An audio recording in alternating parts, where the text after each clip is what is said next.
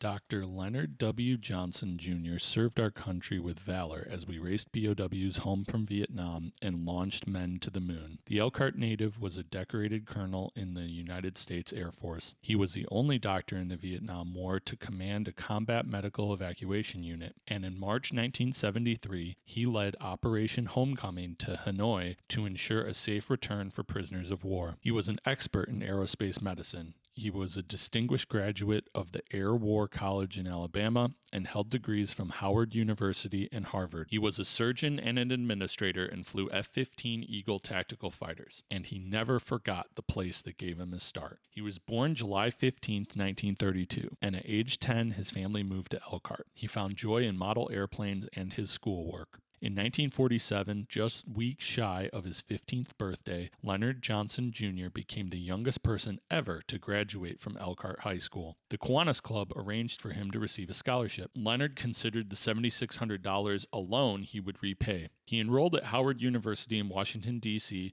and worked part-time as a grocery store clerk. He tutored his fellow students in chemistry and French to earn enough to pay for his housing. He took his bachelor's degree in chemistry at the age of just 18. He earned his medical degree from Howard University 5 years later. After a short time practicing medicine in California, he realized his dream of entering the Air Force.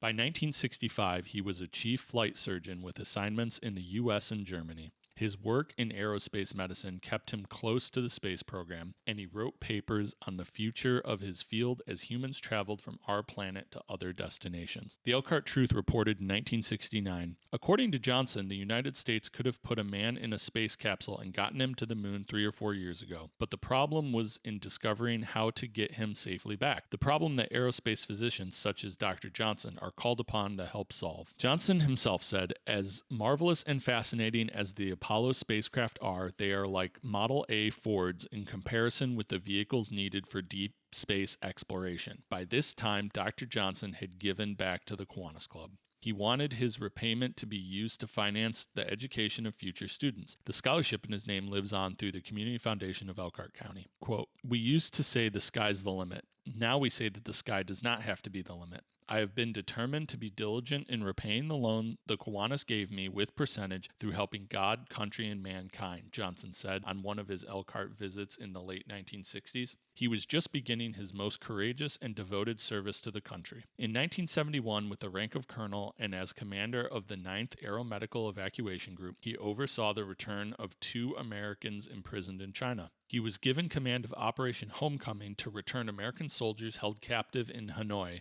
including future Senator John McCain and future Vice Admiral James Stockdale. Johnson participated in one of the March 1973 flights himself. He called it a highlight of his service. Colonel Johnson received the Legion of Merit, the 7th highest military award given. He also received a Joint Services Commendation Medal and the Air Force Outstanding Award, among other honors. After Vietnam, Dr. Johnson became an educator and administrator. He taught preventative medicine and biometrics. And with a master's degree in public health from Harvard, he became associate dean at the Uniformed Services University of Health Sciences, a government training facility. Johnson was an experienced flyer, logging more than 6,000 hours in 75 different military and personal aircraft. Hundreds of those hours came during combat.